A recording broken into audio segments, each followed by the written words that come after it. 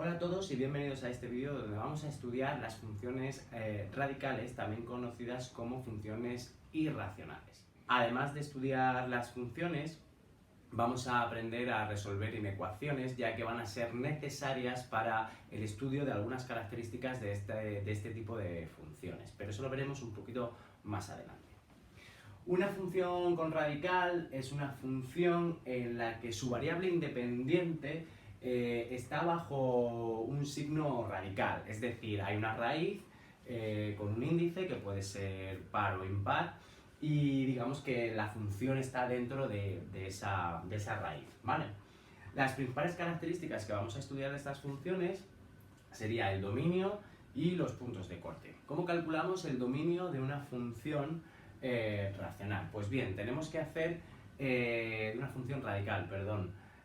Pues tenemos que hacer una distinción de si n es par o si n es impar. N va a ser un número natural y lo que os digo, puede ser par o impar. Si n es par, el dominio de esa función van a ser todos los x que pertenecen a los números reales, de forma que lo que hay dentro del radical sea mayor o igual que 0. Bien, un ejemplo de esta función sería la función raíz de x. Todos sabéis que no podemos calcular dentro de los números reales soluciones de una raíz que sea negativa. Por ejemplo, yo no puedo calcular la raíz de menos 2, la raíz de menos 4, la raíz de menos 16. No es algo que dentro de los números reales tenga solución, ¿vale?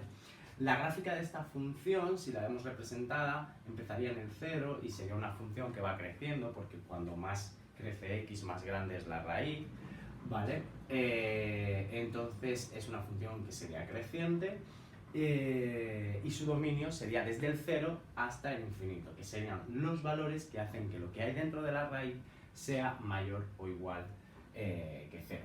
Esto es lo que conocemos como inecuaciones, que es lo que vamos a estudiar un poquito más adelante.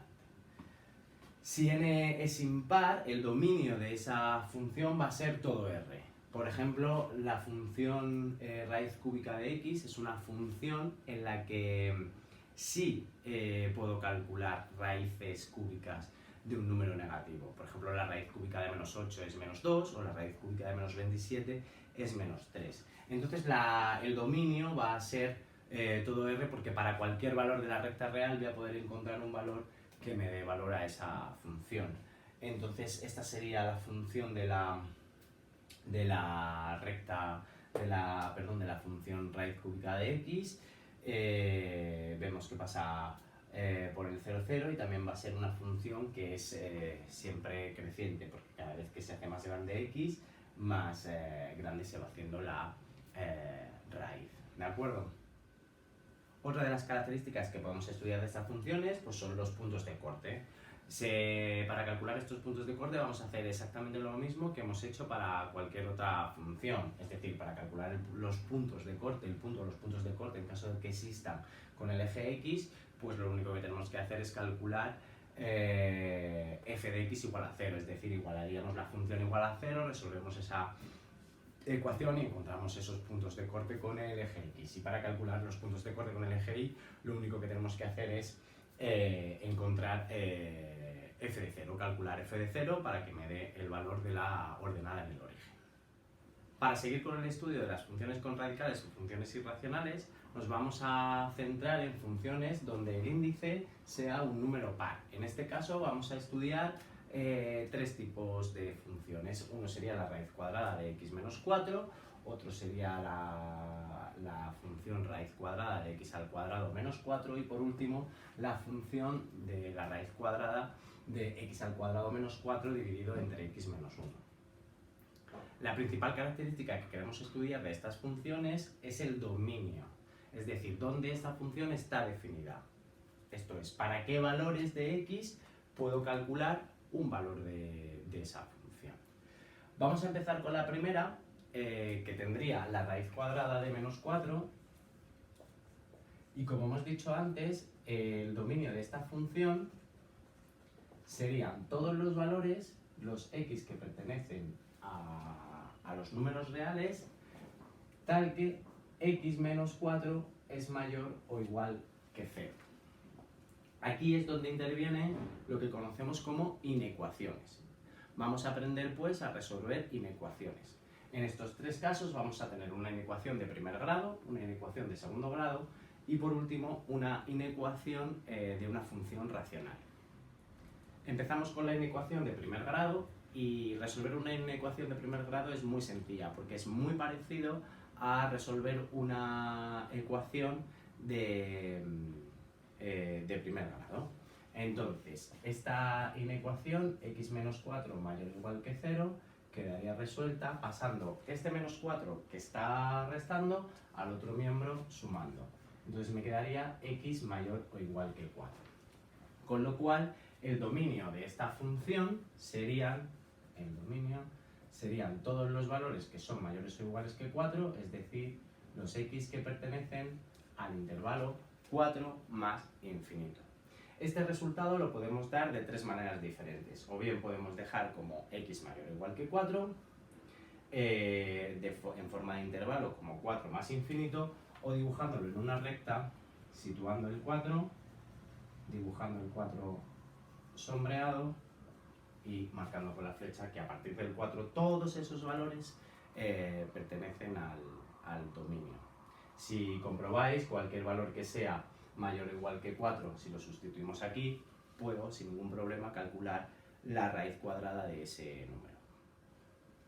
Como decimos, resolver una inecuación de primer grado es prácticamente igual que resolver una ecuación de primer grado. La única salvedad que tenemos en este tipo de inecuaciones es, por ejemplo, si tengo esta inecuación, ¿vale? Donde la x, el coeficiente que tiene la x, es un número que es negativo. El primer paso que haríamos sería pasar el 4 al otro miembro, en este caso lo está sumando, lo pasamos restando, y ahora para quitarnos este coeficiente, que sería menos 1, en una ecuación normal lo pasamos dividiendo. En este caso también lo vamos a pasar dividiendo, pero la desigualdad va a cambiar de signo. Es decir, en lugar de ser mayor o igual, se va a convertir en menor o igual. Entonces x va a ser menor o igual que 4. Una forma fácil de ver por qué pasa esto es si yo paso esta x a este miembro y el 4 a este miembro, me quedaría como 4 mayor o igual que x, así ya la x la tengo positiva, y entonces 4 mayor o igual que x es lo mismo que x menor o igual que 4. Así que, como os digo, lo único que tenemos que tener en cuenta para resolver este tipo de inecuaciones que son de primer grado es que si el coeficiente que multiplica a la x es un número negativo, al pasarlo al otro miembro la desigualdad nos va a cambiar de signo. Continuamos con el estudio de estas funciones y pasamos al estudio del dominio de la función la raíz cuadrada de x al cuadrado menos 4. Entonces el dominio de esa función serían todos los x que pertenecen a los números reales, de forma que x al cuadrado menos 4 es mayor o igual que 0. Aquí se nos presenta una inecuación de segundo grado. Para resolver las inecuaciones de segundo grado, lo primero que tengo que hacer es resolver la ecuación de segundo grado que me formaría esa inecuación. Es decir, tendría que resolver x al cuadrado menos 4 igual a 0. Al resolver esta ecuación de segundo grado, lo que voy a obtener son dos puntos a los que voy a llamar puntos frontera. Digamos que van a ser los límites de esos intervalos que me van a dar el dominio de la función. Es una ecuación de segundo grado muy facilita. Al resolverla me quedaría x al cuadrado igual a 4, entonces x es igual a más menos la raíz de 4, entonces x es igual a más menos 2. Tengo, como os digo, dos puntos, esos dos puntos van a ser frontera, y para ver qué valores pertenecen al dominio de esta función, lo que voy a hacer es situar estos dos puntos dentro de una recta real, menos 2 y 2. Pues bien, una vez que he situado los dos puntos frontera en este caso, me divide la recta real en tres intervalos, desde menos infinito hasta menos 2, desde menos 2 hasta 2 y desde 2 hasta infinito. Para saber cuáles son los intervalos que sí que pertenecen al dominio, lo que tengo que hacer es coger un valor de cada uno de esos intervalos y comprobar si la inecuación se satisface o no se satisface. Es decir, por ejemplo, un número de este intervalo sería, por ejemplo, el -3, ¿vale? X es igual a -3. Entonces, -3 al cuadrado menos 4, esto sería 9 menos 4 es igual a 5, y 5 sí que es mayor o igual que 0. Como 5 es mayor o igual que 0, todos los valores de este intervalo van a satisfacer esta inecuación, con lo cual este intervalo sí que pertenece al dominio de esa función. Hacemos lo mismo con un valor de este intervalo. Por ejemplo, si cogemos el 0, que es un valor, es el más sencillo, pues 0 al cuadrado es 0 menos 4, no sería mayor o igual que 0. Entonces los valores de este intervalo no van a pertenecer al dominio de esa función. Por último, cojo un valor de este intervalo, por ejemplo, cojo el 3 y de nuevo 3 al cuadrado es 9 menos 4 es 5, que vuelve a ser mayor o igual que 0, con lo cual los valores de este intervalo sí pertenecen al dominio de esa función. Lo único que nos queda por ver es comprobar si los puntos frontera pertenecen o no pertenecen a esa función para poner los intervalos del dominio abiertos o cerrados. Menos 2 y 2, si los sustituyo, me quedaría como 4 menos 4, que es igual a 0. Como la inecuación es mayor o igual a 0, es decir, el 0 también me valdría, pues esos dos puntos en este caso sí que pertenecen al dominio. Con lo cual, el dominio de esta función serían los x que pertenecen al intervalo menos infinito menos 2 cerrado, unión 2 cerrado más infinito. Por último, vamos a estudiar el dominio de la función f de x igual a la raíz de x al cuadrado menos 4 dividido entre x menos 1. Para calcular ese dominio, hacemos lo mismo. Son los x que pertenecen a los números reales, de forma que x al cuadrado menos 4 partido por x menos 1 sea mayor o igual que 0. Ahora lo que tengo que estudiar es una función racional. Como sabéis, en las funciones racionales, el dominio de las funciones racionales son todos los valores de la recta real menos los que anulan el denominador. Con lo cual, en este caso, x igual a 1 que anula el denominador no va a pertenecer al dominio, lo puedo quitar ya. Bien, pues vamos a ver cuando este cociente es mayor o igual que 0. Como hemos dicho, el 1 lo quitamos porque no podemos dividir por 0, con lo cual ese 1 se va a convertir en un punto frontera. Vamos a encontrar los dos puntos frontera del numerador y vamos a hacer exactamente lo mismo que hemos hecho justo con la función la raíz de x al cuadrado menos 4. Comprobar en los intervalos que obtengo si esa desigualdad se cumple o no se cumple. Entonces, antes hemos visto que los puntos frontera de x al cuadrado menos 4 eran 2 y menos 2. Pues ahora lo que voy a hacer es situar los puntos frontera. En este caso tengo 3, tengo el menos 2 y el 2 del numerador y el 1 del denominador.